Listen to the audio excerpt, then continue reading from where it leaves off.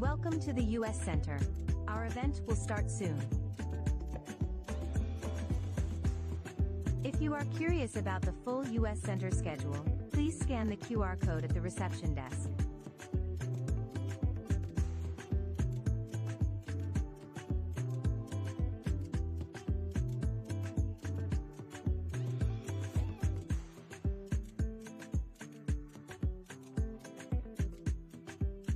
Welcome to the U.S. Center.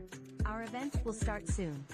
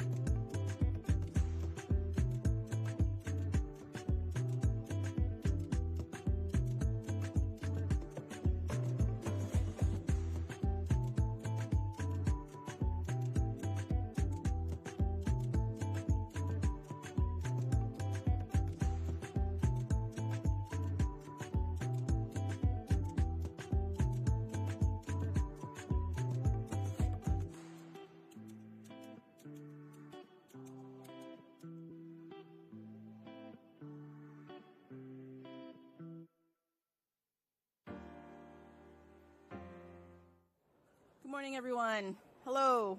So my name is Kaylee Ober. I'm the Senior Advisor for the Bureau of Conflict and Stabilization Operations at the U.S. Department of State.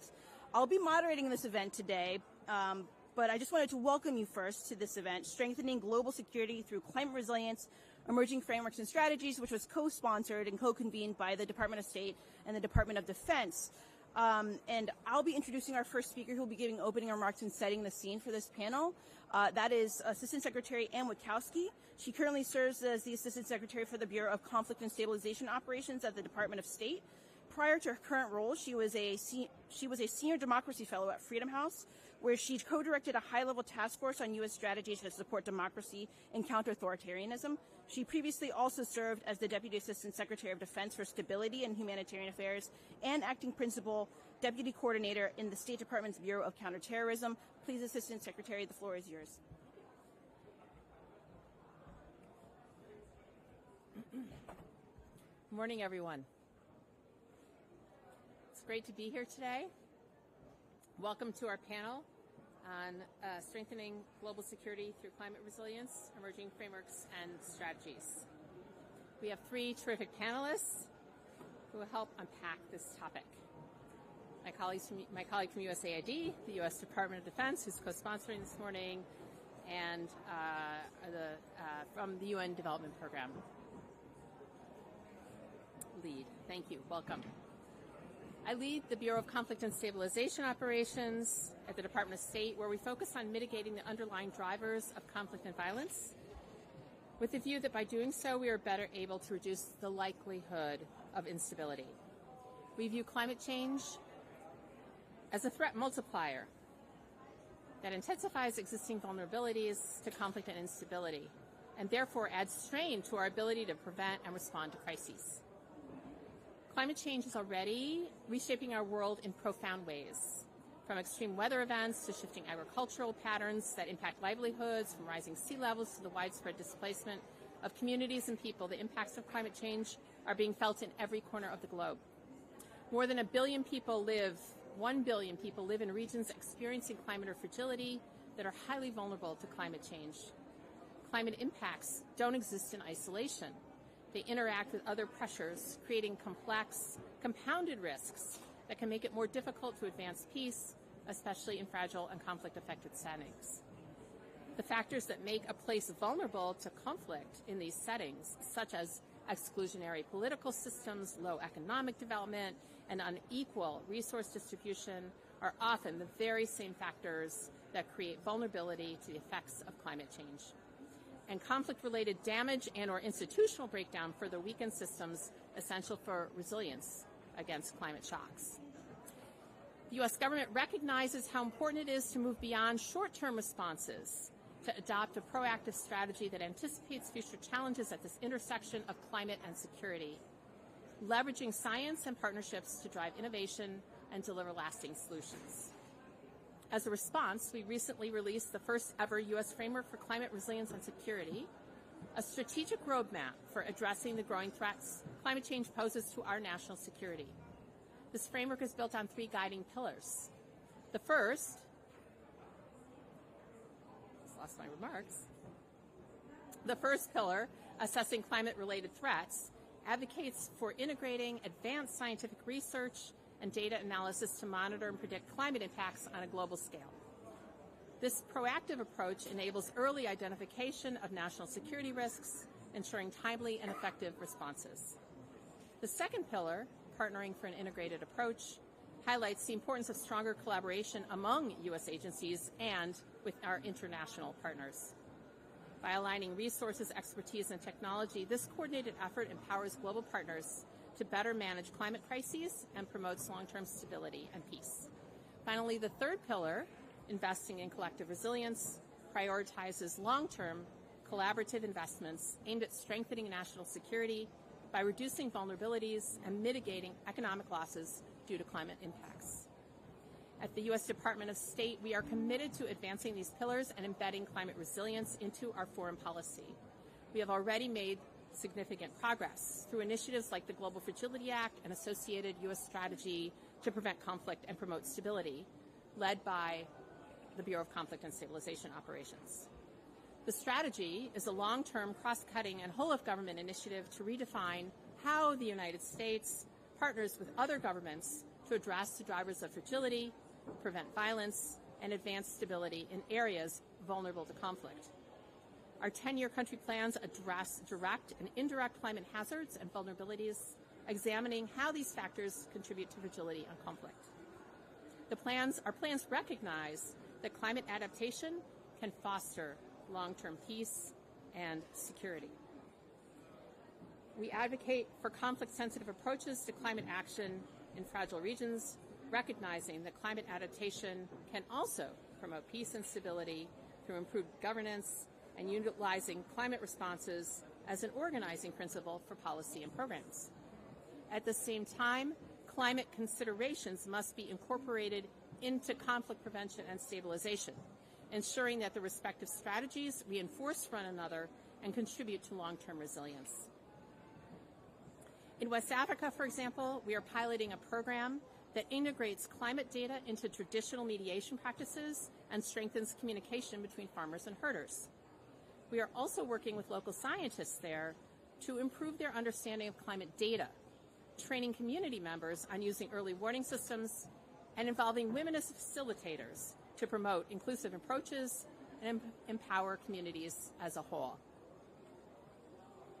We want more of these projects to expand and scale.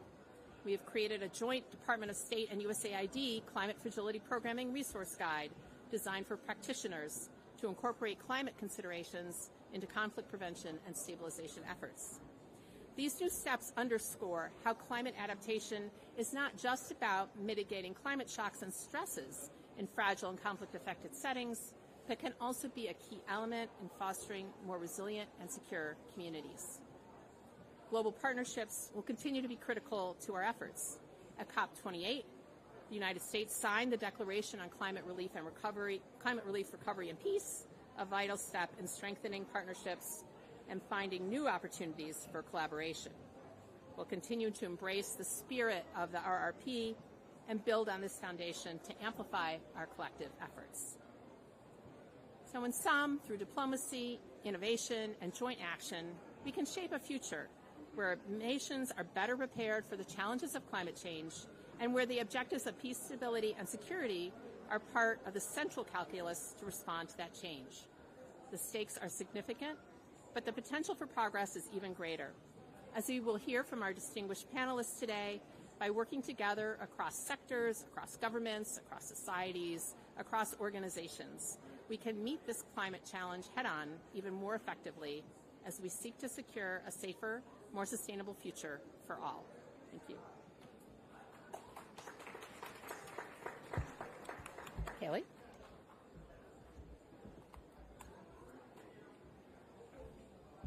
Thank you, Assistant Secretary Wachowski, for setting the scene. I think also importantly, as someone who works closely with you, for being such a champion of this work. I truly believe the U.S. government would not be in the position it is today without your support. So thank you very much. So let me go ahead and introduce each panelist. And as I say their name, they'll come up to the podium here, or sorry, to the stage. First, we have Laura Pavlovich, who's the Senior Deputy Assistant to the Administrator of the Bureau for Conflict Prevention and Stabilization at the U.S. Agency for International Development. Prior to this role, she served as Senior Deputy Assistant to the Administrator in the Bureau for Democracy, Human Rights, and Governance. Was also the Deputy Director of the Democracy, Human Rights, and Governance Center, and Director of the General Development Office in the Regional Development Mission for Asia, amongst many other positions at USAID as a career foreign officer. We also have Iris Ferguson, who serves as the Deputy Assistant Secretary of Defense for Arctic and Global Resilience. Prior to her current appointment, she was a Senior Advisor on Arctic and Climate Security Issues for the U.S. Air Force Futures and the Air Force Deputy Chief of Staff of Operations. She was also a Special Assistant to the Assistant Secretary of the Air Force for Installations, Environment, and Energy, focusing on energy security, resilience, and sustainability practices. And finally, last but not least, very honored to have here Achim Steiner, who's the Administrator of the UN Development Program, who's been in that role since 2017.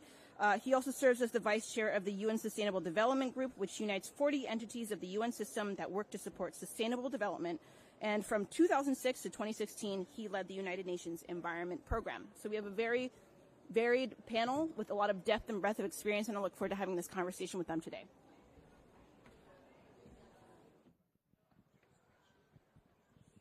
So we could really start anywhere here, but I think it would be interesting to start with USAID. As Assistant Secretary Wachowski said, we have a very close and long relationship with the Bureau of Conflict Prevention and Stabilization at AID. How is USAID approaching climate security in its portfolio now? What can you tell us?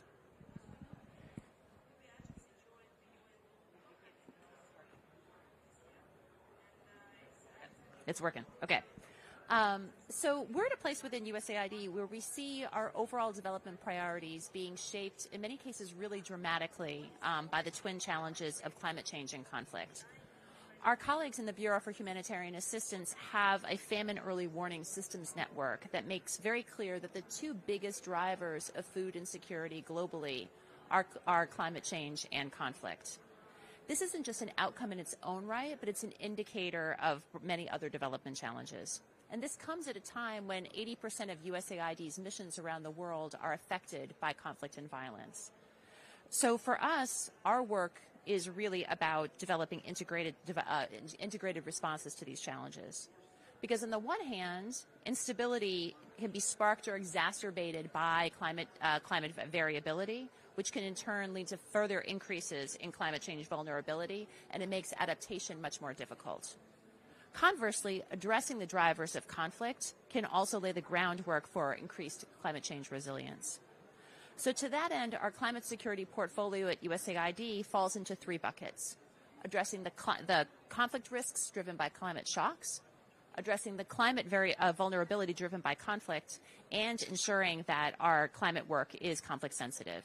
These are the approaches that are going to inform how we develop our implementation plan for the U.S. government's climate security framework that Anne has already mentioned.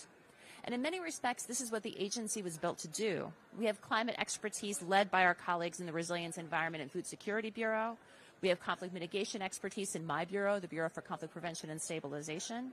And we have incredible capacities in responding to the humanitarian challenges of climate change in the Bureau for Humanitarian Assistance.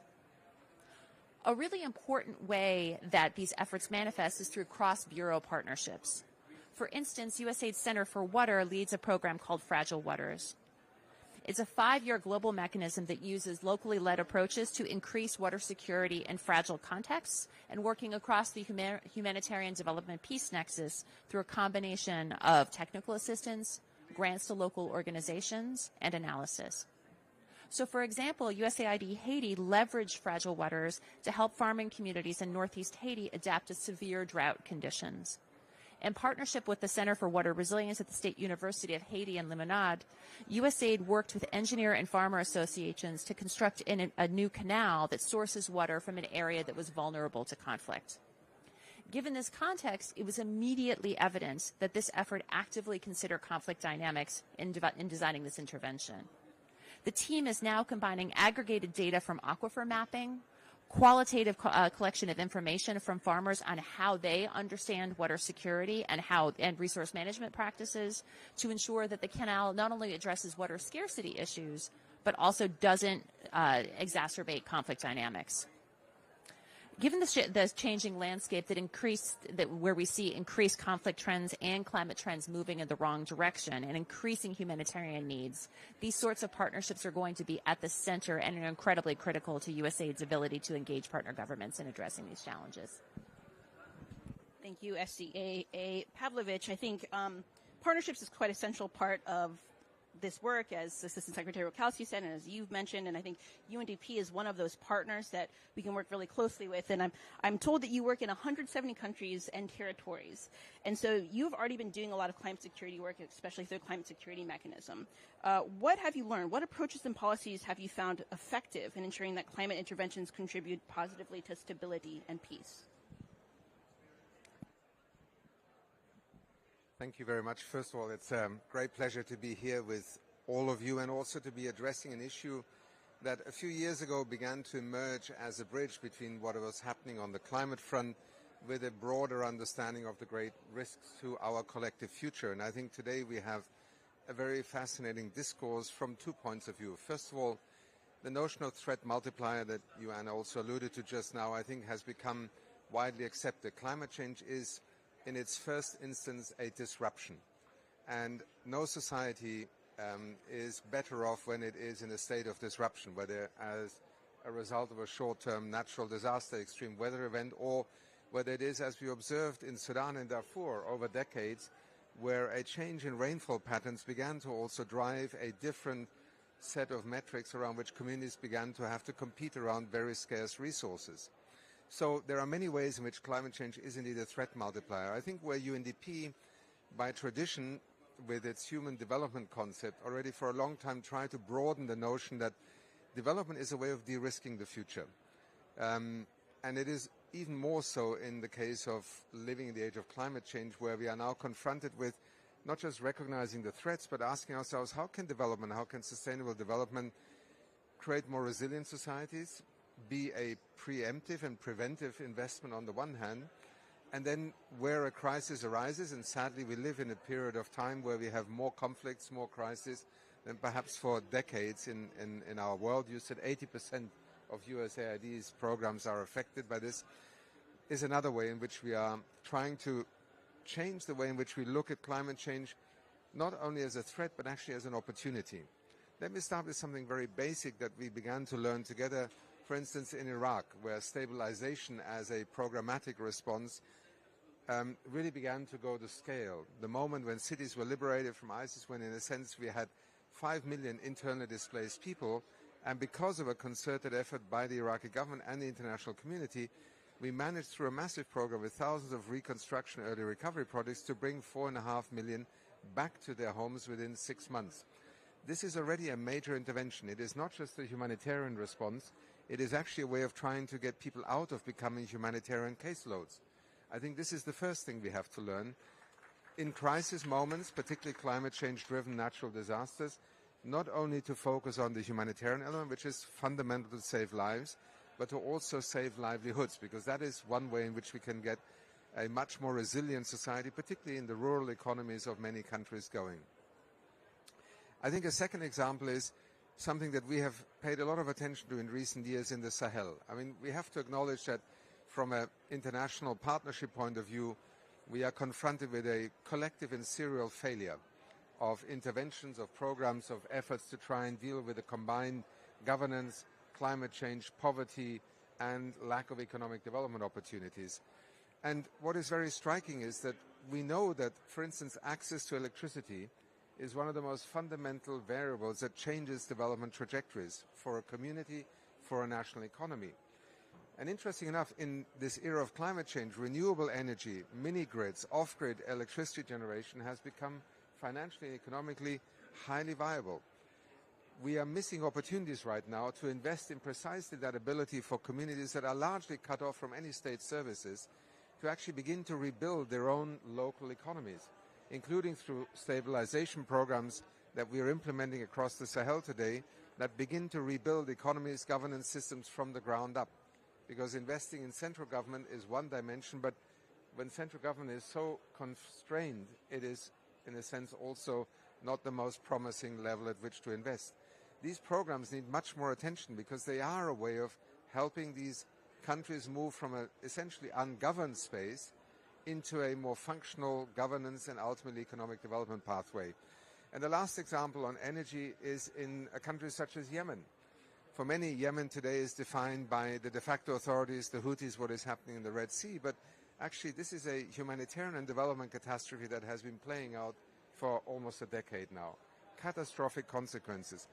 We made a deliberate decision to stay in Yemen, as we have stayed in Myanmar, in Afghanistan, in Libya, in Iraq, in Syria, and other countries, because we are convinced that one of the roles of the United Nations and its development program is actually to find ways in which we can help countries and communities to come out of crisis.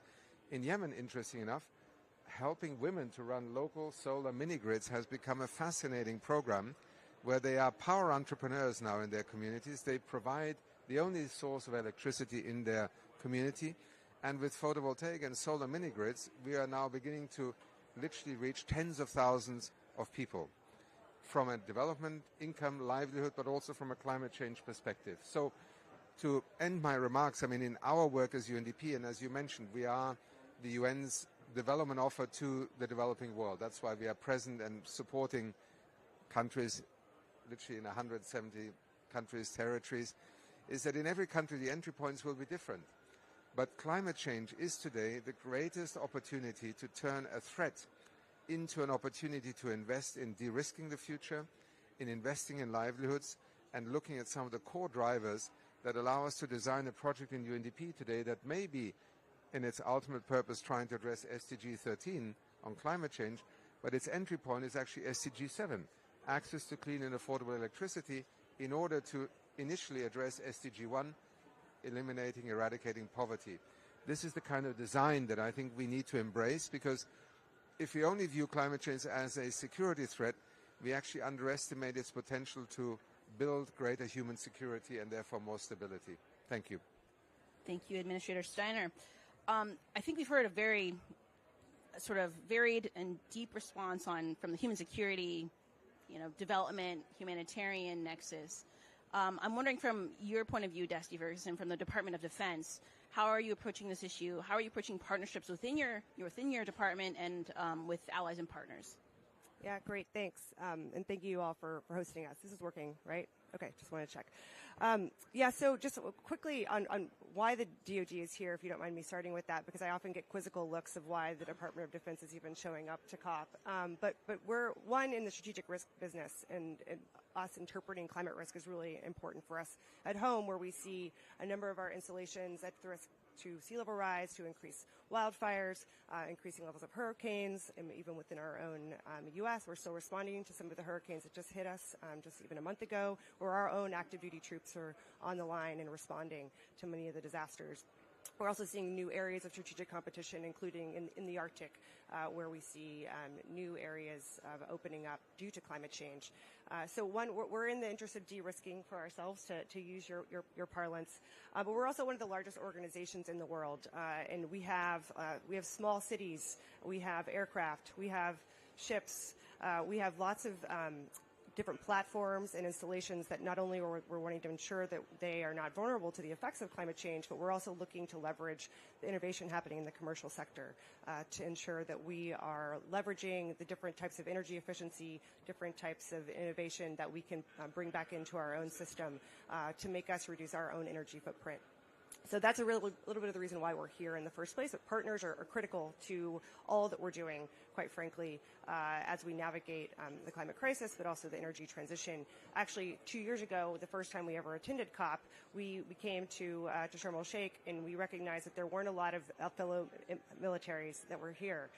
And so we actually created a convening mechanism to bring us all together, or at least some of us together over the past year, It's called the International Climate and Energy Security Forum, where we have 9 treaty allies come and talk about the role of climate security within their own strategies, within their own budgets, how we're thinking about various investments, and how we're thinking about investing in our broader global community too.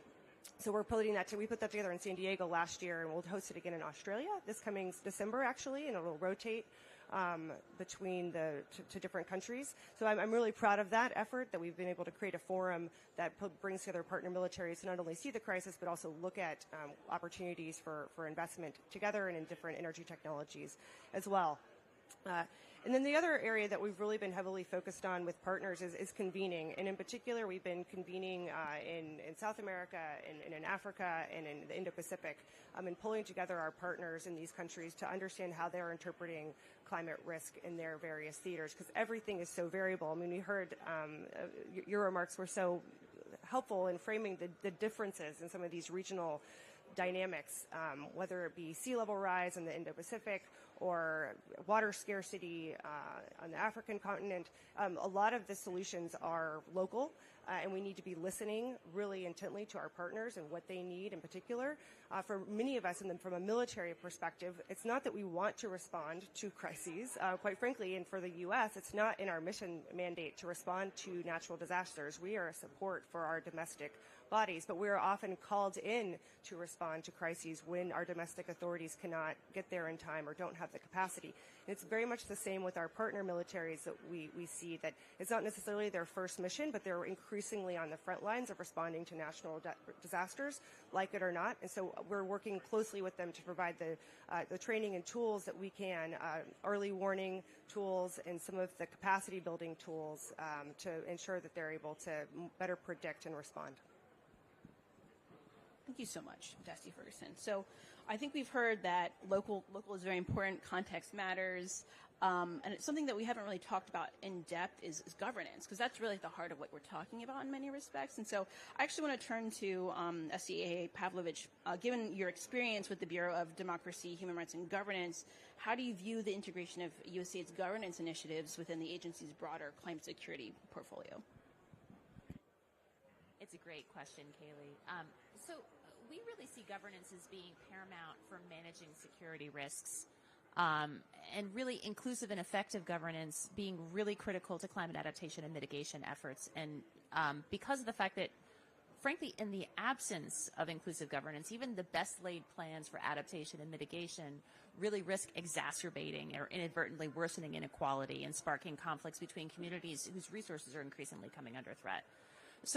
So many of our efforts within USAID are really focused on ensuring conflict-sensitive approaches to addressing the climate challenge and engaging partner country governments to ensure that their policy-enabling environments, that their resource management not only supports climate resilience, but also strengthens that social cohesion that is so critical to building resilience and, frankly, really forming the foundation for the sorts of investments that Administrator Steiner has mentioned. They're going to be so critical to addressing climate change over the long term. And so increasingly across USAID, as I've mentioned, we are seeing kind of an increased demand signal for missions to really be thinking these issues through, not only in terms of conflict mitigation, but really, kind of delving in and strengthening governance in these spaces. For instance, our Reconciliation Fund for Peace is an annual $25 million congressionally mandated program to support people-to-people activities globally. It's a peace program. But increasingly, when you look at the programs, we're seeing many an increasing number dealing with land and water use and access, right? These are all challenges that are directly linked to climate change. Over the past few years, our Reconciliation Fund has provided over $27 million to ongoing people-to-people reconciliation activities across 15 countries. These are really focused on addressing the root causes of conflict, but really, even more critically, they're focused on building spaces for mutual cooperation related to climate, related to natural resource management, water and land, and sustainable agriculture. This is going on around the world, and I know colleagues in DoD are similarly, piloting activities in this space as well. These countries can be diverse as Yemen or Niger or Kenya or the Fergana Valley or the Dominican Republic or Haiti border, where natural resource availability and vulnerability due to degradation, environmental and climate shocks and stresses remain central drivers or exacerbators of conflict. But what we're seeing increasingly is that when we come in and are really, supporting efforts like mutually agreed upon resource sharing arrangements, community constructs around pastoral movement or clarification of land rights, this is not only, these are programs that are fundamentally about governance, right? And really investing in those sorts of locally led, inclusive forms of governance, we're not only, kind of addressing those conflicts on the ground, but we're creating a much more stable foundation, not only for climate change resilience, but also for societal resilience as well. Thank you so much. I love the sort of reflection on ongoing efforts and how you're strengthening those efforts. I wonder if I could turn to you, Administrator Center, and do some of the same reflection, which essentially is, where do you think, or where do you envision UNDP goes from here, learning what you've learned, as you've stated before? What's next for your climate security efforts, and how can strengthened partnerships support sort of these climate, peace, and security objectives? Well, again, it will depend a little bit on which country we are working in, but let's find a few common threads, because I think we've spoken to them. I think the first thread is, how do we invest in more secure societies? Now, sometimes security can be very narrowly defined as a territorial security agenda or a threat agenda, one that is focused on a military defense capability. That is one dimension, and we are living in a time where we see that that is part of our 21st century drama that we're living in. But when we start looking at security, for example, in terms of governance and inclusion-exclusion, we underestimate that very often, for a fraction of the amount we have to spend once a society begins to tear itself apart, we can actually address the drivers of insecurity. Climate change is also linked to poverty. It is linked to inequality. And again, not to make it sound too simple, but one of the things that we tried to address with the 2030 Agenda, the Sustainable Development Goals, was something that had to do with leaving no one behind. It sounds very prosaic, but embedded in that is a deep understanding that most societies ultimately fall into crisis if they leave too many people behind. So how do we make our governance systems at the local level, at the global level, more sensitive to that? This COP here is part of a governance effort. It is the United Nations platform on which countries, despite all their differences, can exercise governance in a shared interest paradigm. Not necessarily that we all think the same, nor do we have identical interests, but on climate change as a risk driver that is there. Another aspect is energy security. We live today in a world where much of what will happen over the next 20 to 30 years is, I think, going to be a completion of a complete reset in terms of the energy platforms on which the world will operate by 2050. We already see it with renewables now massively expanding. There are those who will argue that, fossil fuels have to be part of a national energy security strategy. Yes, they may be today, but they certainly will not be the central determinant tomorrow. So how do we enable countries to invest in that ability to transition? Because energy security has a lot also to do with how you're able to invest money into things that ultimately have to do with development again. Poverty reduction, emissions reduction, but also the digital infrastructure of the future. And here I just want to make another connection, because we do need to bring these threads together. Digital technology in today's world, for the poorest countries, can be an enormous accelerator in their ability to deploy new forms of energy generation. And again, that ability for us to help countries think through in a more systemic and systematic way is probably the greatest contribution we can make. I can describe to you many of the benefits of that. De-risking more stable energy supplies, less dependence on imports, livelihoods, but ultimately the ability of governments and then ultimately economies to embrace the fact that we live in more complex times where we have to manage multiple dimensions of what makes development happen is at the center of our attention. And finance, digital technology, AI, but also the understanding of inequality and poverty as drivers of how we can build human security are at the center of it. And if you allow me a last remark, because that's not for today, but if you think for a moment, and whether the figures are different or not, but in orders of magnitude, last year we collectively spent roughly $2,300, $400 billion on defense. Last year we spent barely $200 billion on international development finance, in which climate finance, by the way, is included when it comes to public finance. are we able to make these investments perhaps be more mutually reinforcing? Because if we don't, we are going to miss opportunities, and we certainly are not going to succeed in moving budgets from one to the other agenda. And the reason perhaps why we are sitting here today is that there are far more opportunities to make $1 invested in security writ large actually develop and deliver multiple benefits on the human security, national security, energy security front than we have perhaps believed was possible a few years ago. Thank you. Thank you. I kind of like your framing of we live in complex times, and I think that means that we are partnering in different ways and we're relying on different partnerships in different ways. And I think, you referenced the fact that we have sort of different ways of investing in different sectors, but I actually think that something we see that's evolving and that Dusty Ferguson talked about earlier is the military is being called upon to provide sort of humanitarian support and aid in different ways. So I wonder if, Dusty Ferguson, you can sort of thread the needle here. How have the DoD achieved with respect to military to military and civilian to military collaborations on climate security efforts? What can you tell us about that? Yeah, thanks so much. Yeah, and just really appreciate the variety of perspectives here that this panel is providing. So we're doing this in a number of ways and working with our partner militaries, and it really gets back to, again, listening to what our partners are asking for and us trying to figure out the tools that we have in our toolkit, but also figure out where we can navigate these challenges together.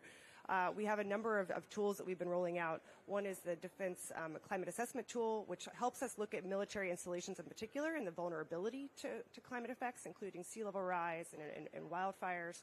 I mean, we're giving those to partner militaries to help them determine their own risk assessment. Our Army Corps of Engineers is world-renowned in developing different engineering solutions as well for various partner militaries. So they are often on the front lines and trying to figure out solution sets to various vulnerability shocks. I also have two new tools that my department and my office in particular has put together over the past 2 years since we were created. The first is the Defense Operational Resilience International Cooperation Program, which I know is a mouthful of a program, but it's uniquely created to help build the resilience of our partner militaries. And that's a pretty profound tool to have at our disposal. We've been working really closely to listen to our partners and what is most useful to deploy that tool. And one of the ways that we've done that is in Africa, for example. We've helped one of our African partners with a flood management risk tool to ensure that they're not only protecting their own installation, but it also has a downstream effect of helping for agricultural business as well. We're also working closely on energy issues. As we've heard, I think this combination of energy security and empowering our societies is so critical. We're navigating that in our own department and looking at how our own footprint, if we're able to decouple it from the grid and create microgrids ourselves, it also helps increase our own stability and our own energy security. So throughout our domestic installations, we're working to deploy microgrids at almost all of our installations, but specifically all of our Army installations, to ensure that we are more secure in our own electricity needs. We're using some of those concepts to help our partners as well. And through this authority that I mentioned already, we're working with the Bahamas as an example. They're looking to decentralize their military apparatus away from just Nassau to some of their outlying islands. And so we're working with them on a whole energy plan for them to be able to decentralize. I think this is a great example of where the security is not necessarily related just to defense. It's a societal question and how we can work together with one another to try to provide the right tools. And the only other tool I'll mention is just another new program that we have in the department called the Global Water Security Center, where we're helping identify risks to water security and water insecurity in particular, identifying where there might be challenging hotspots on the rise for our combatant commands to be aware of, but also looking at transboundary water issues and trying to help communities where our militaries are on the front lines, again, of trying to identify conflict ahead of time. Thank you for that. I think hearing from all three panelists, it's clear that the U.S. framework did hit the nail on the head in some respects, that we have to do this in a very sort of cross-cutting, integrated way. We have to address climate security issues, both from assessing the climate-related risks portion, partnering for an integrated approach, and mobilizing the right resources and investments to really tackle this multifaceted issue. So I think that's right. We have about 5 minutes left. I would like to call up Assistant Secretary Wachowski to give maybe one final remark and we can wrap up. Assistant Secretary, will you come up to the podium, please?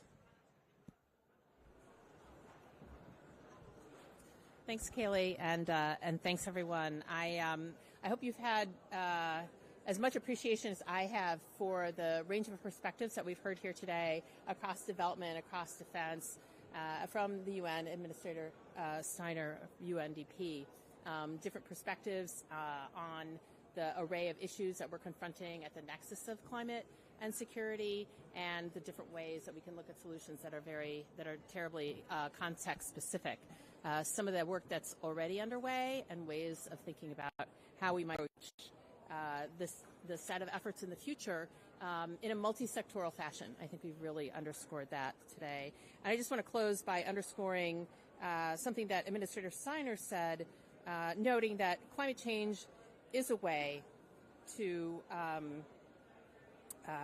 turn a threat into an opportunity and de-risk into the future. I hope you'll join me in thanking our panelists with a round of applause.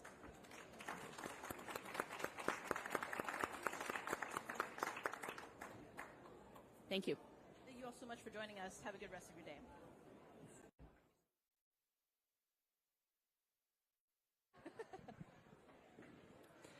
Thank you all for coming to the U.S. Center. Make sure you leave your headsets here. The next event is at 10:15 on low carbon development and poverty reduction, how MCC supports partner countries' climate ambitions. Make sure you scan the QR code by the front table to get the full schedule. And please come back. We're nice people.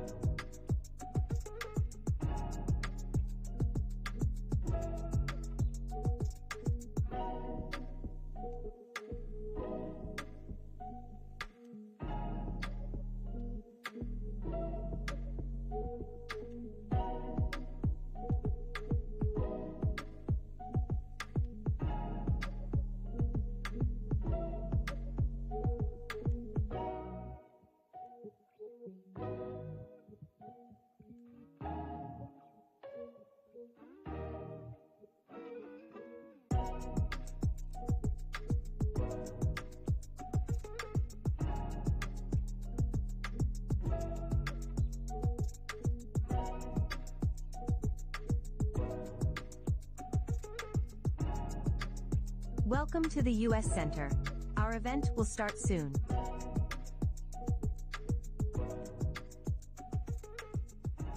If you are curious about the full U.S. Center schedule, please scan the QR code at the reception desk.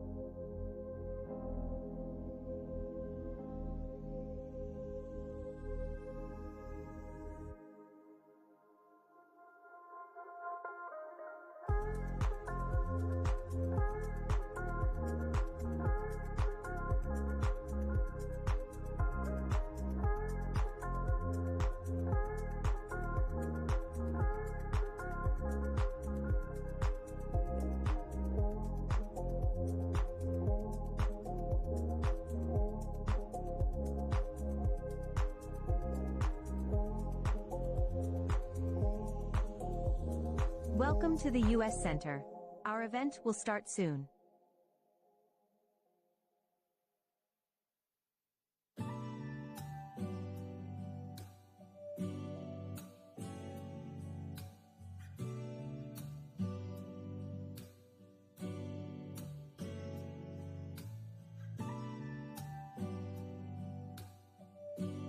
If you are curious about the full U.S. Center schedule, please scan the QR code at the reception desk.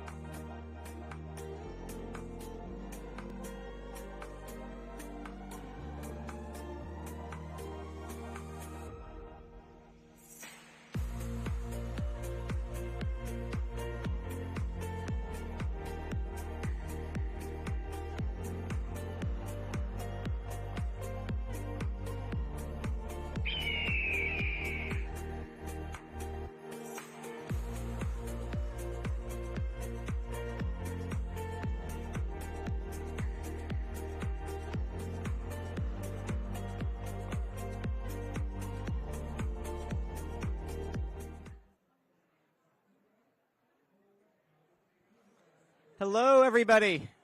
Welcome to the U.S. Center. Now is the time to put on your headphones. They should be on. The power should be on one of the sides, and as well as the volume button. If you're hearing my voice, they're connected to the right channel. If you're not hearing my voice, just raise your hand, and we'll make sure we give you some headsets that are onto this channel. So thank you all for coming to the U.S. Center for this event on low carbon development and poverty reduction, how MCC supports partner countries' climate ambitions.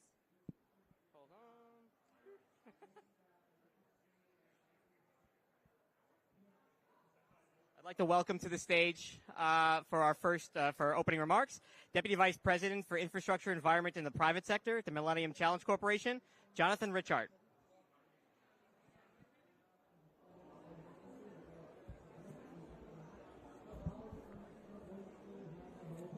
Great. Well, good morning, everyone. Can everybody hear me okay? This headphone thing. Okay, perfect. Thank you. Thank you very much for joining us in person today and online. Clearly, COP29 is well underway. My name is John Richard, and I'm the Deputy Vice President at the Millennium Challenge Corporation, responsible for implementing the agency's climate change strategy. Now, MCC is an independent U.S. foreign assistance agency helping to lead the fight against global poverty. MCC has a unique development model whereby we provide large-scale grants, I'm going to underscore grants, to support investments in low and low-middle income countries to help unlock their constraints to economic growth. MCC grants to our partner countries range from around $300 million to a given country to almost as much as $700 million and are targeted to tackle specific constraints to economic growth across a range of sectors like water, energy, transportation, agriculture, education, and health. Much of our work is actually in infrastructure. Now, since our establishment in 2004, MCC has partnered with 49 countries around the world and has invested more than $16 billion in programs that spur economic growth, reduce poverty, and benefit more than 400 million people. So MCC was established in 2004 and is celebrating 20 years of impact this year. And we continue to adapt and evolve and ensure that we're remaining responsive to global development challenges like climate change, and that we continue to deliver results and impact for our partner countries consistent with their development goals. Climate change, poverty, and economic growth are inextricably linked. While climate change affects us all, climate change poses the greatest risk to developing countries whose people, economies, and institutions are less able to adapt or afford its consequences. Climate change directly affects MCC's mission to reduce poverty through sustainable economic growth. So recognizing this, MCC works with its partner countries to develop and implement programs to combat poverty that are climate resilient, that help our partner countries adapt to a changing climate, and that support a low-carbon economic development pathway. With $1.5 billion invested in climate-related activities from 2015 to 2020, and another $2.4 billion invested in climate-related activities since 2021, MCC is a key contributor supporting sustainable growth and helping our partner countries respond to climate change. Today, we're announcing some significant new contributions from MCC that will support climate-resilient and low-carbon development in Sierra Leone, in Belize, and in Cote d'Ivoire. In Sierra Leone, our $480 million compact will enhance access to affordable electricity, expanding the transmission grid with climate-resilient infrastructure. In Belize, we'll invest $125 million, which includes $22 million targeted to clean energy technologies, and energy efficiency. In Cote d'Ivoire, we expect to sign a $300 million regional energy compact early next year, which includes $240 million focused on renewable energy, integration into the power grid, upgrading the power grid, and blended finance to catalyze private investment. Altogether, we're talking about $1 billion of grant funding. And this will add to MCC's existing portfolio of almost $6 billion in implementation. Finally, I'm also excited to announce today a new $144 million partnership agreement in Mozambique. This is part of our Coastal Livelihoods and Climate Resilience Project, which you'll hear more about during our panel discussion in a few minutes. Now, a key for MCC, key tenet is country ownership. At MCC, we put our partner countries front and center. We work with them to co-develop all of the programs, and then they fully direct and lead their implementation. We're pleased to provide an opportunity for you today to hear directly from two of our partner countries, Mozambique and Kosovo, about their climate challenges, ambitions, and MCC compacts in just a few minutes. In particular, we'll talk about how they're prioritizing low-carbon development, promoting economic growth with lower carbon emissions, adopting sustainable practices, and taking steps to reduce greenhouse gas emissions. We'll also talk about mobilizing private investment, mobilizing investment in support of low-carbon development and some of the opportunities and challenges that that actually poses. The benefits of low-carbon development are clear. It reduces climate change contributions, it improves health outcomes, and it enhances environmental quality. Moreover, when these strategies are locally driven, they foster sustainability and community ownership, and they often lead to more robust economic growth and job creation. At MCC, we're advancing low-carbon development through a range of approaches that support renewable energy and climate-resilient infrastructure, approaches that mobilize additional private sector investment, and that utilize nature-based solutions that not only store carbon, but also help communities adapt to the realities of climate change. Now, without any further ado, I'd like to turn to our distinguished panel members. We are pleased to be joined today by the Honorable Liburn Aliyu, speaking on his area of expertise on the environment, spatial planning, and infrastructure in Kosovo, and as a board member of MCC's Kosovo Compact. We also have with us today the Honorable Augusta Maita, the Executive Director of the Millennium Challenge Account Mozambique, and former Minister of the Sea, Inland Waters, and Fisheries. We also have Ms. Wendy Woods, the Vice Chair of Social Impact, Climate, and Sustainability at the Boston Consulting Group. At this time, I'd like to take a moment and please invite our panelists to take the stage.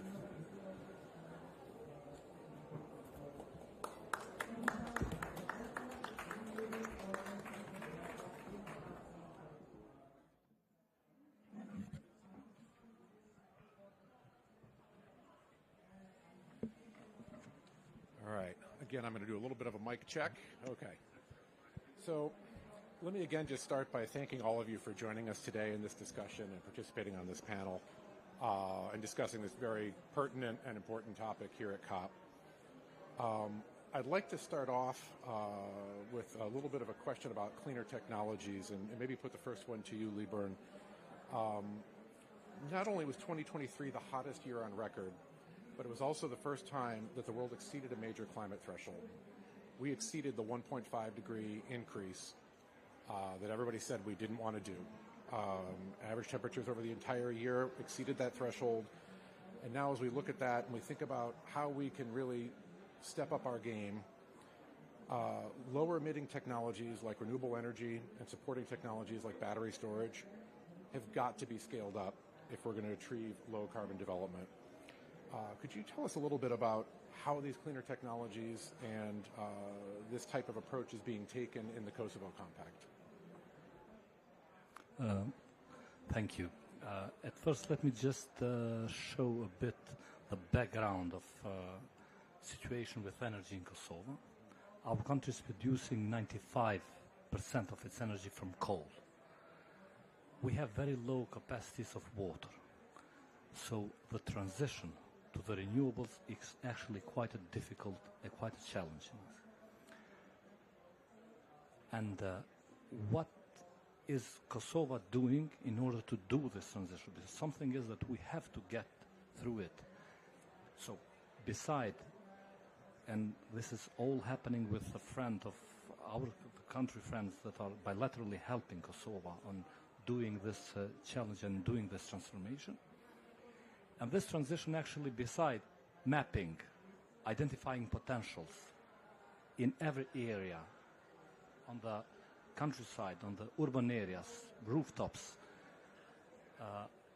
one of the main challenges is it was actually how it is possible to do this transition only with renewables by solar and wind. And to improve the grid, to make our grid important, that to have also the private investors who are quite ready to invest on the renewables. Actually, one of the main challenges was battery. And Kosovo actually on the April this year, it was a compact program that entered into force, and this the project with a 340 megawatt hours of energy storage capacities that facilitate the renewable energy storage integration. The batteries are planned to be deployed by 2028, which makes Kosovo the country with the highest battery capacities per capita in the world. And the total cost of the project is actually $236.7 million, from which 202 is a grant by Milliam Challenge Corporation, and rest is by the government of Kosovo. So there are 202 million that actually helping us to do. It's a great project that is making possible the energy transition in quite impossible situation for Kosovo. And besides this direct investment, this will improve the entire grid of our country and make possible that the private sector to start their investments, and in parallel to other projects that we have for the prosumers who can invest on their homes. On their home, they can directly be plugged into the grid and produce energy, renewable energy, in this very difficult situation for us. Thank you. So, you put the next question to you, Augusta. I mentioned nature-based solutions a little bit in my intro remarks, and nature-based solutions, as you know, are crucial for low-carbon development because they offer a cost-effective way to significantly reduce greenhouse gas emissions by leveraging the natural ability of ecosystems to absorb and store carbon. At the same time, they provide other benefits, climate resilience to communities, biodiversity conservation, flood control. I know nature-based solutions feature prominently in the Mozambique Compact. Maybe you could tell us a little bit about how nature-based solutions have been incorporated in your compact and what that looks like for you. Thank you, Richard, for having me here. And I would like to thank for the opportunity to share Mozambique's compact at this stage. Allow me to contextualize a bit Mozambican situation. As you may be aware, Mozambique is one of the poorest countries in the world, and almost 65% of population are considered still poor, and 60% of this global population lives in the coastal line, and it means that this percentage of people depends for their daily lives on fishing and also on the other ecosystem services. This obviously create some pressures to the ecosystems. In addition to that, and as you mentioned in your introduction, Mozambique is one of the most vulnerable countries to the climate change related issues. Just to give you an example, in the last 5 years, the country has faced 12 cyclone strikes, 4 of them considered the most dangerous in the last 20 years, with almost category 4, and 3 of those 4 happening precisely in Zambezia province, where the compact project is intervening. So apart from this vulnerability created by the climate change, as I mentioned, we also have the issues related to population pressure, and also and this population pressure is caused by the population growth. Zambezia province in Mozambique is the second major province in terms of population in our country, talking about almost 5 million people. This obviously creates an additional pressure for those resources in that area, particularly the mangroves. And we also have an issue on insecurity at the northern part of our country, at Cabo Delgado province, which cause people to migrate, and it causes an additional pressure for a country, and this exacerbates the existing situation, and obviously creates an additional pressure to the habitats, to the natural habitats, And what we see now in this particular province is we almost face the overfishing and also the destruction of the most important habitats that we have, which are the mangroves forests. And this contest obviously justifies the intervention of this compact, the second compact in Mozambique. MCC is intervening in Mozambique under the CLCR project, which is the climate livelihood and coastal livelihood and climate resilience, which is a project of $100 million and consists of actually the MCC and the government of Mozambique realized that it's not possible to talk about development, economic development in Mozambique when there is issues that creates and increases vulnerability of the people. So this project is it's one of the three components of the overall compact, which has three main components. One is in infrastructure and rural transport, and the other is in investments in agriculture. And this CLCR project actually came up because of this recognition that it's not possible talking about developing infrastructure or even agriculture without looking at the climate change related issues. So based on what I've just mentioned, I think it makes sense to think about initiatives that can contribute to low carbon development in Mozambique.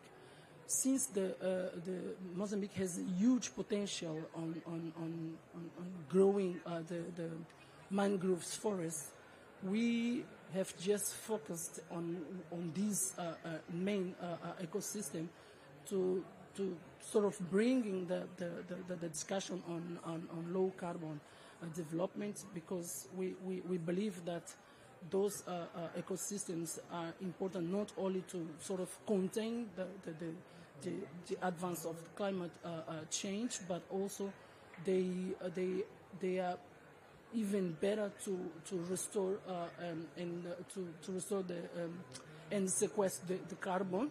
That's why we as a project, we are focused on this specific ecosystem to make sure that we can contribute through the MCC's intervention, but also engaging the communities and the public sector as well in how can we effectively could tackle the issue on low carbon development. So this is what we do now. I'm not sure if I still have time. No, that's fantastic, and thank you. And I will just say one of the things I really like about the Climate Resilience Project in Mozambique is it really brings all of these pieces together. I mean, you've got the mangrove restoration, which obviously has climate benefits, storing the carbon, but better than that, it's linked right into boosting the fishery stocks and providing livelihoods to people. And at the end of the day, it's providing incomes to people, it's providing jobs, and it's providing all of those environmental benefits of protection against storms. So I'd like to pick up again on something you mentioned, Lieber, in terms of private sector engagement, and maybe ask a question to you and again to Augusta to talk a little bit about the role the private sector is playing in each of your programs. I mean, we often talk about the private sector as a critical driver of economic growth. Private sector provides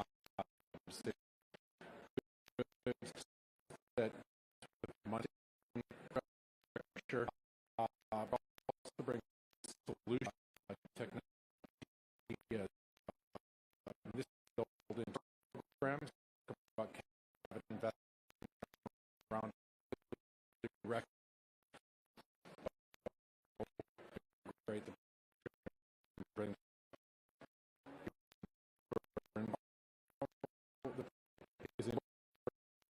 low in years is your grass.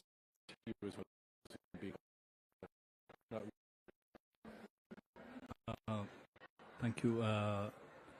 Well, the entire transition on energy, it is impossible to be seen without investment of private sector. In one hand, these are the projects that governments is doing in order to be doing it with auctions, and there are plans about 1,600 megawatts with a public-private partnership that are going to be involved through auctions. And in this case, it's USAID is helping directly in this process. And actually, we have managed to do the first auction of 100 megawatts. But beside that, beside the public-private partnership, it is necessary to still involve the private sector to invest on the renewables, and therefore the investment on grids is the first step, necessary step to make possible the investments on the field by the investment in different areas, and also on the households. That at first, in the beginning, our plan to have about 100 megawatts from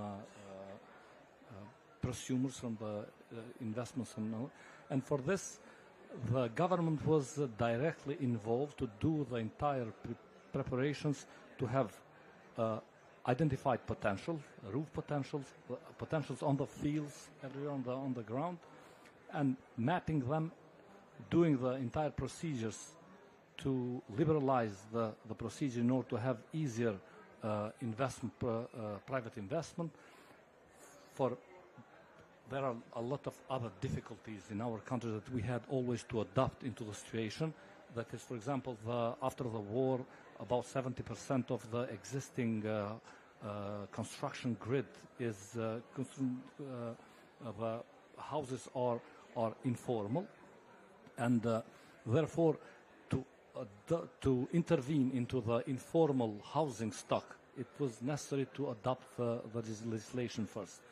And this entire process through mapping and procedures is actually making possible that investors to adopt. Let me first say, when we started this transition on energy, there was no idea before that this is going to happen. Therefore, municipalities, when they has been doing their spatial planning, their urban planning, they didn't foreseen the necessity for the areas for this.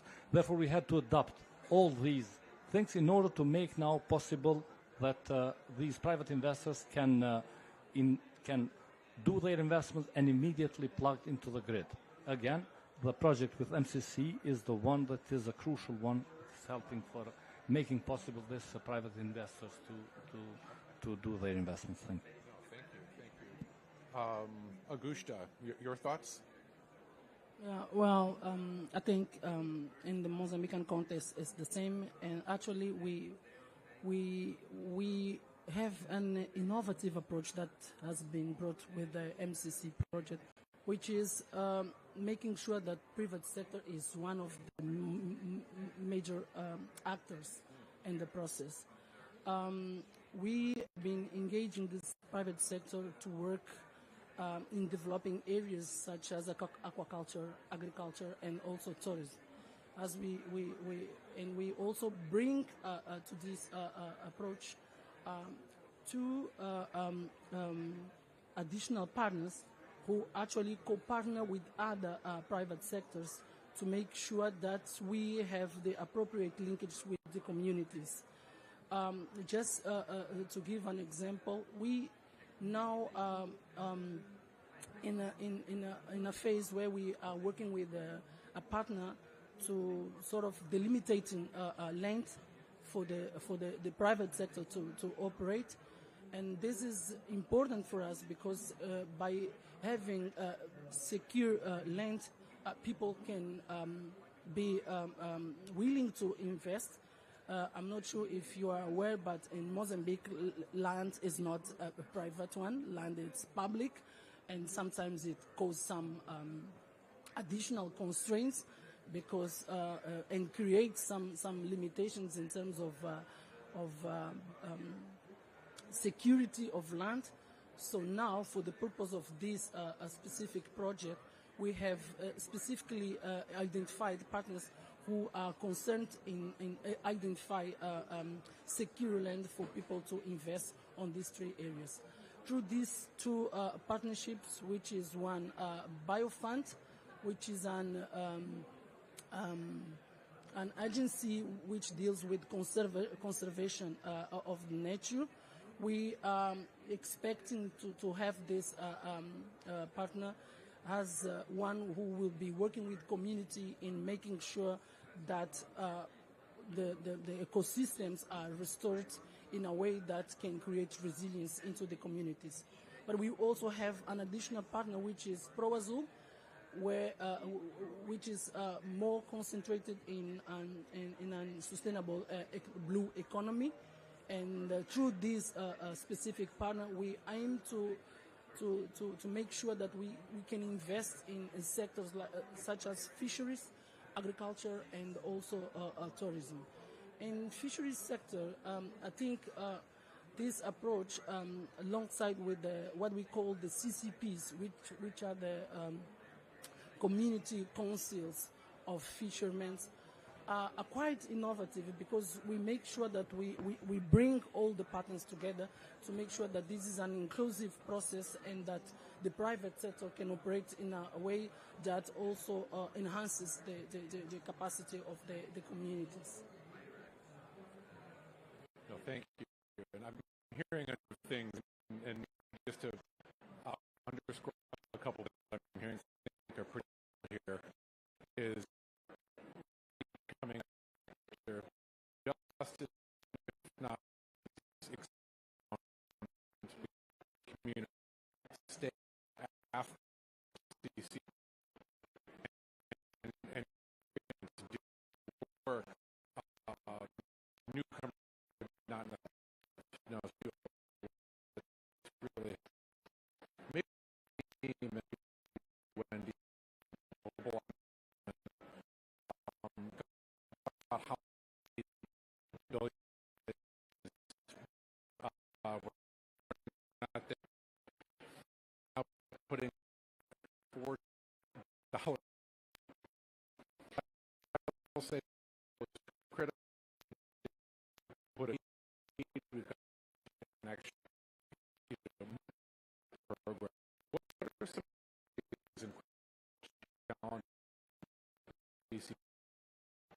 It's clear when you talk about those kind of numbers, and I think every time we look, I turn around and the needs seem greater, and the amount of finance coming to the table is not keeping pace with the growth in what we identify as the need.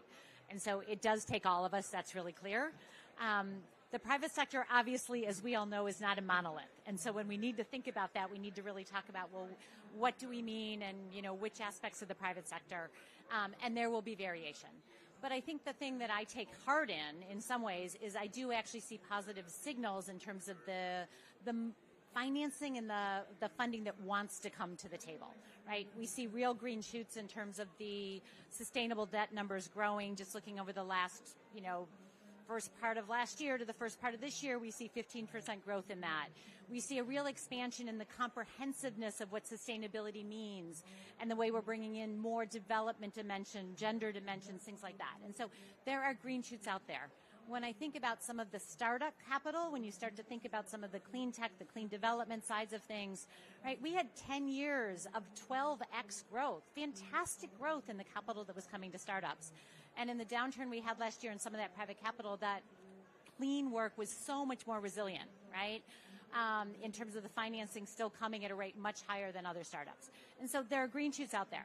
But the conversation I have all of the time, and I feel like a broken record when I say this, I'm sure you all have it too, is we talk to the finance and we talk to the funds and they say, I've got a lot of money sitting on my balance sheet. I want to get it into projects and I can't find the projects with the right risk profile.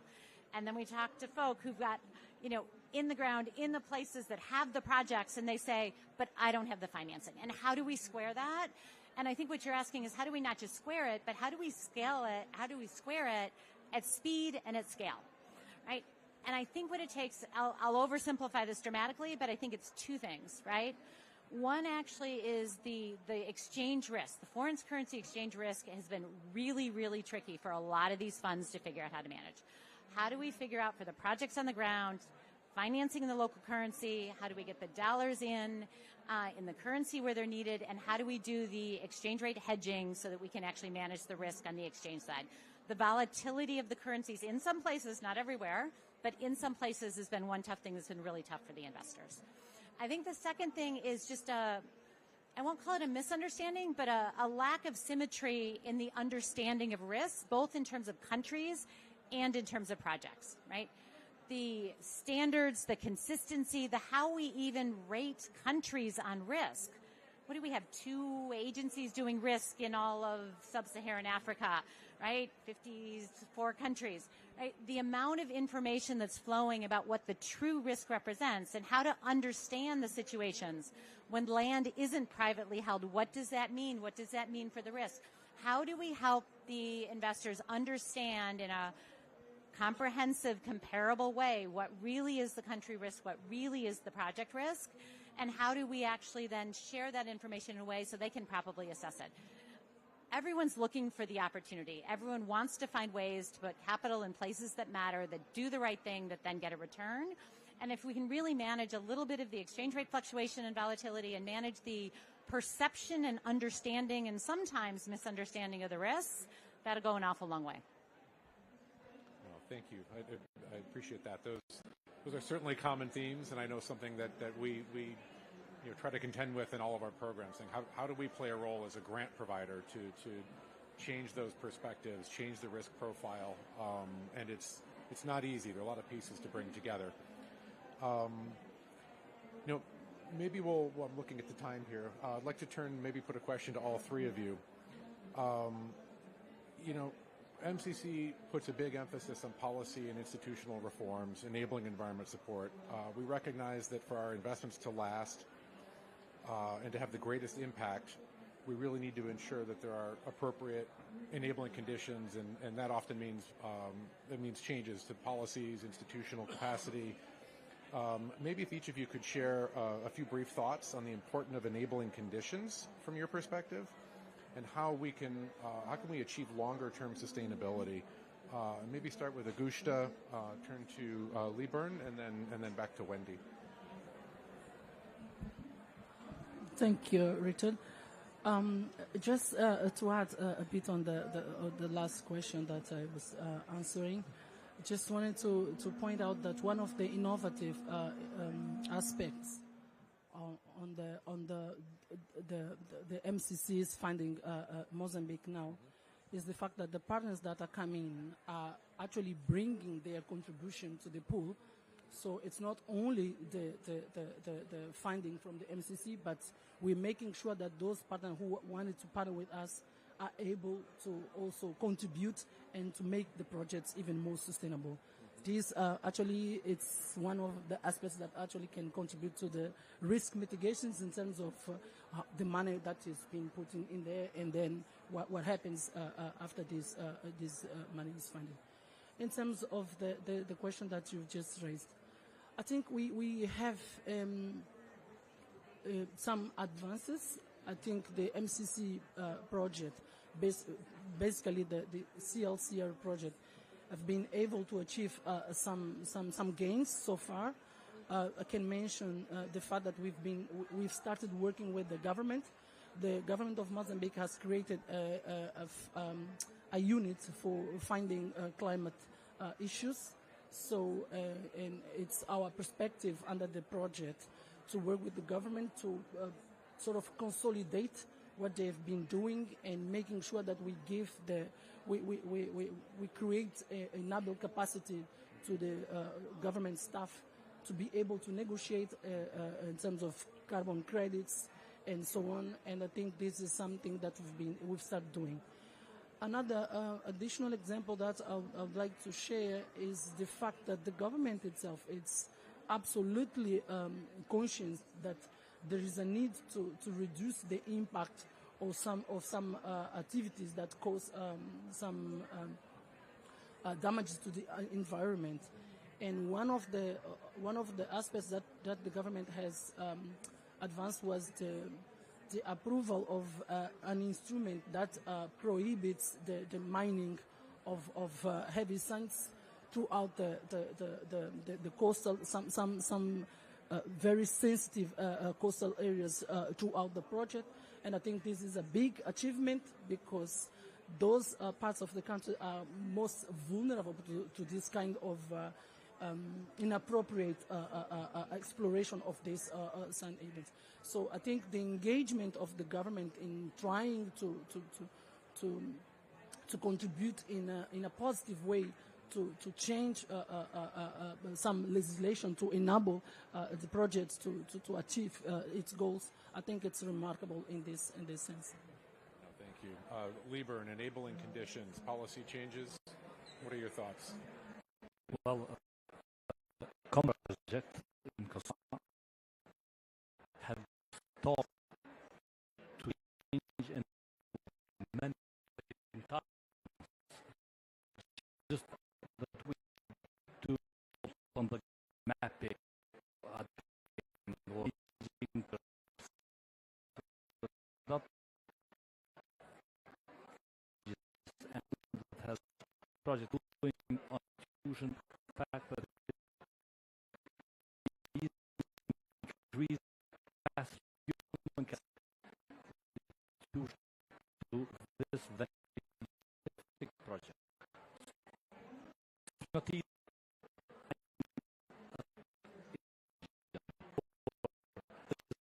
Necessary to raise the keys environmental assessment. To expertise engineer even the some procedure. So it's actually for many project trade of the assisting experts who are going for now on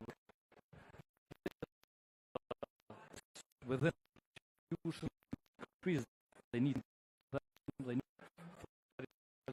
and be think for country in to the for to other countries.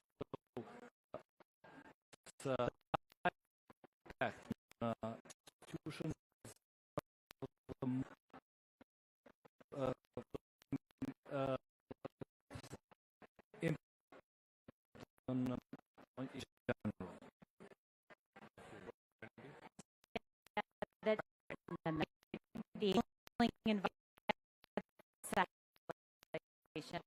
that the the headwind about what it be changed and it is everywhere. But if talk with the important thing is actually the fiscal policy that exists within a context and in a country. They not only want to be able to earn some positive returns, but actually be able to realize those. And fiscal policy is what actually enables that. The rule of law around that and the governance around that is what creates the context that makes it all work. Oh, thank you for that. And maybe following on that theme, and you actually touched on parts of the answer to the question that I was just going to pose to you, but I'll ask it anyway. You know, when you think about an agency like MCC who comes in and, you know, we take what I call an integrated approach. We figure out what the binding constraints are. We design projects to get at those constraints. We invest heavily in public infrastructure, but we recognize there's a need for those policy institutional reforms. We recognize there's a need for the softer stuff. We recognize there's a need to use our grant money to catalyze private investment because our grant money only goes so far. What types of things or what more could MCC do when we go into a country to move the needle on this private sector piece? Any thoughts you have on that front? The one thing I'd say is, and it sounds incredibly simplistic, but it gets to the point that you're making, is making sure what you're doing is really, really well understood. And the context that you're doing it in is really fully understood. Because a lot of times it is just either a misunderstanding of that context or how much you're really bringing to the table and how much that actually squares that circle of what's needed to actually make it economically viable, make the positive business case around that project, that opportunity. That's fantastic. So thank you. And I think that there's a lot we've covered. I know this has been a rapid fire set of questions and rapid discussion, but you know, touching on everything from nature-based solutions to you know, bringing in technologies, how you create the enabling conditions, what role do nature-based solutions play, And then, of course, the private sector. And I think the challenge is how do all of those pieces come together on the right timeline, with the right funding, with the right implementation side, because often we talk, understandably, about the need to mobilize money, mobilize capital, but that's really just the beginning. And I think what we've heard today is how you both in your programs are doing the projects, how you're taking that capital and putting it to work, and how we're bringing in the private sector. I think we've got about 3 minutes left on the clock. Maybe each of you just quickly, any final thoughts, any final words you'd like to share with the audience here today? Well, these kind of big steps usually are those steps that make a chain reactions. But this is one most important thing, that it is when there is a chain reaction that it goes further into the, not just private sector, but even to the increasing, as I said, capacities, going to the institutions and changing the entire somehow ambience for this climate action. It is a necessary thing. I believe that this project, it was the one who behind, not just that's the first step, increasing the grid, but it had a chain reaction on many fields. Thank you. Augusta. I think one of the most important takeaways that I'm taking from this meeting and also from the MCC is that we finally understood that there's no way to tackle poverty without tackling the climate change issues related in contexts like Mozambique.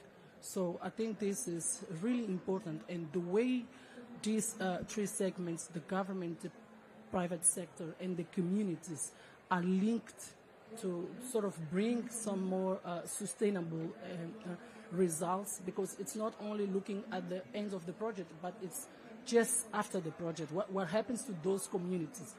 They will be able to sort of continue with all those skills that they are now being able to get through the project, to make sure that they are more resilient to the new events that certainly are still to come. So this is something that I think we still need to think has a compact. Thank you. And Wendy? I'll come back very briefly on the private and adaptation resilience.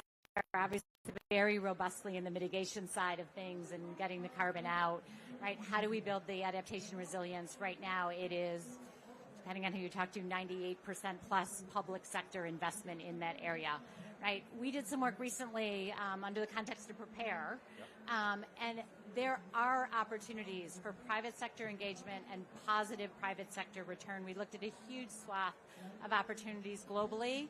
On average, it's basically, $2 to $19 return for every dollar invested in the A&R activities. So adaptation and resilience is an opportunity for private sector too, but again, making that clear, understanding the context and the opportunities where that works.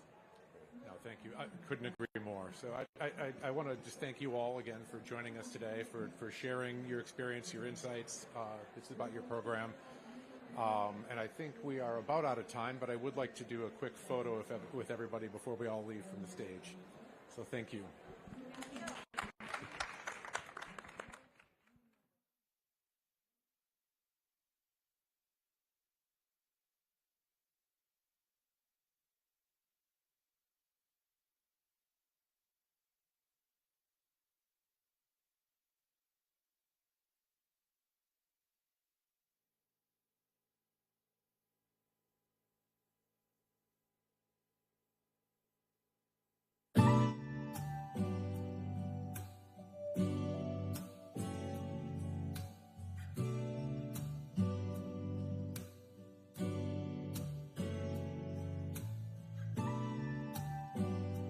Please remember to return your headsets when you leave the U.S. Center.